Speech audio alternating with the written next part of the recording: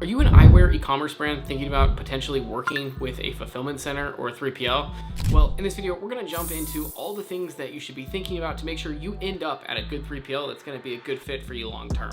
My name's Brennan and I own and operate an e-commerce based 3PL. So I've been doing this for a while and have a pretty good idea of all the nuance that comes along with it, especially when it comes to eyewear.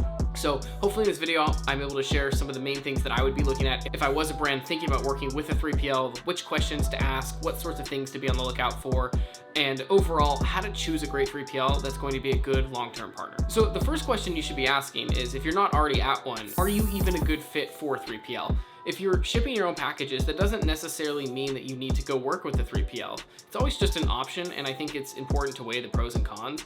But the main benefit of working with a 3PL, well, there's a couple things, but mainly it's the ability to grow. The 3PL has effectively unlimited warehousing space, and so you're able to go from doing 10 orders a day to 1,000 orders a day with no issues or hiccups in trying to make sure your orders are going out in time. This is obviously important to the rest of the business for customer service and inventory and a variety of other reasons. Now, there are definitely cons to this too, and we've got a couple videos that talk about all the pros and cons and what to consider, but some of the just high-level cons are, obviously you give up a bit of control over the process overall because you're no longer shipping the orders. You can't add that super special touch to some of the orders, and there's just something to be said for maybe not being in touch with the brand as much because you're not touching the product and shipping it every day. So pros and cons to both, but like I said, we can jump into that in another video. That's a long list of things to run through. So specific to eyewear, let's say you are interested in working with a fulfillment center. First off, where do you even go to find one that's a good fit? Well, I think there's a couple different places. You can definitely look on Google. Just be aware that the search results on there are definitely dominated by people who are willing to pay a lot to show up on there. And what I've always found is the best 3PLs, and this is, I've been on the brand side of this as well, have always come from referrals. So ask other friends that you might have in the category, or maybe there's communities or groups of other e-commerce owners that might be in similar categories. I've always found that the best experience and best partners, I'm not ever going to be able to find on Google, but I will find them via referral.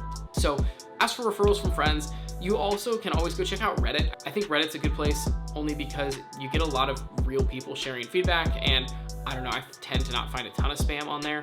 So I always think Reddit's a good place to check as well. And then there's also the option of go on Google and send out requests to a bunch of different 3PLs, see what they say. There's no harm in talking to them, right? So go get quotes, see what they might say, compare them, and maybe some of them will be a good fit and some of them aren't. But there's a variety of different ways you can go find some, but let's say you found some and maybe you wanted to figure out how to slim down your options to find the right one.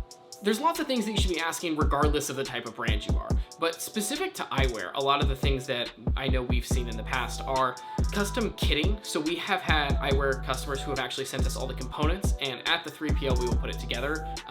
It's cheaper than them sending it somewhere else to do that and then mailing it to us. So if that's something that you need to do, is your 3PL willing to do that? Are they able to do custom packaging? And also, what other kind of products do they work with? Like, do they work with other fragile products? Because if they don't, it's gonna be difficult, especially when it comes to setting up the right operating procedures around shipping to make sure products aren't damaged, and making sure that you know how to deal with that sort of product is always important. So when I was on the brand side, I would always ask 3PLs like, hey, do you have any other reference customers that maybe I could speak to and understand their experience that are in a somewhat similar category? And I've always found that super helpful. And on the point of references, one of the largest kind of confusing and controversial pieces about 3PLs is the billing. There's all these hidden fees and all of this other stuff, and I always think the most useful question you can ask on a reference call is about the billing. Are you happy with the billing you're getting at the end of the month? Is it clear what you're paying for? Does it make sense? And if there ever was a billing issue, what was the resolution process like? Were they easy to work with, etc.? So taking a reference call, always super valuable. I also think just talking to the 3PL and understanding what their actual operations look like from the time product gets into the warehouse, how they're actually, their procedures for storing things to getting picked, packed, and shipped out. Now, during that process, you run into things like packaging, and I know we talked a bit about custom packaging earlier, but what are your options for custom packaging? What kind of fees are associated with this? And all of that good stuff. It's just important to ask, and most 3PLs are gonna have a pretty clear process for how they handle it. Everyone does it a little bit differently, but always just important to understand. The other really important thing is what sort of tech are you gonna get access to? So with eyewear specifically, you can have like a crazy number of SKUs, right? And so making sure you have accurate inventory, whether you're selling on just a Shopify store or maybe you're on Shopify and Amazon, If you're on multiple marketplaces, this is even more important, making sure your inventory is accurate. But what sort of technology you're getting access to? Most 3PLs are going to have some sort of warehouse management system that you as a client are going to get access to be able to see your orders and your inventory and all of that stuff. And so understanding what that tool is capable of, what sort of access do you get to things. I know for a lot of our customers, like inventory sync is super important. They need their inventory to match on Amazon and Shopify. So when they sell one on Shopify, it's also deducted out of Amazon so they don't oversell. So understanding what sort of features you need as a brand, because everyone's a little bit different, has different requirements, and how does that line up with what the 3PL can offer tech-wise? And this also kind of brings up a question of like, okay, what if there's an issue with the connection? What is the process to get that fixed? Do you guys have an in-house tech team? Is that something that gets outsourced to the software provider? Understanding the speed at which things get resolved is important, because I know I've seen a ton of cases where something might not work in the software for whatever reason, and it's weeks to get it fixed because the software provider has to do something. And so just understanding what that actual process is and what the tech is, super, super important. Another thing to consider with 3PLs in general, but eyewear a little bit, is it one location? Is it multi-location? If you're selling a super, super high volume of one SKU, maybe it makes sense to put that in two places. What does the inventory placement look like? What have they done for other customers? Is that something you're responsible for? Is that something they're responsible for? Understanding that whole process, because a lot of the times when you get into doing multi-location warehousing, there are a lot of savings to be had on postage, but there's also a lot of overhead on the inventory management. Some 3PLs will manage this for you, some require you to do it. And so understanding that and what your options are there as well, because as you scale up, it probably will make sense to put your product in multiple locations. Not always, but definitely if you have like 2 or 3 really high moving SKUs, those would probably make sense. Just understanding what kind of support are you going to get from the 3PL when your brand actually gets to that point. Are they going to be able to offer the support and help to grow with you? Those are all the kind of things that I'm thinking about talking to 3PLs about. Let's say you've narrowed it down to 3 or 4 of them that you want to price out. One thing I always find super valuable is give them 30 days of data and say, hey, here's our last 30 days of order data. Could you model this out against your pricing? And the reason for this is every fulfillment center has completely different pricing. I wish it was all the same. It just is not, probably never will be. But I do think it's valuable to have them model out their pricing model against your data, because some people might charge more for postage than they might for picking and packing. Some might charge more for boxes, etc. So it's just important, like for you as the brand owner, you want to have a clear view of, okay, here's my 30-day cost.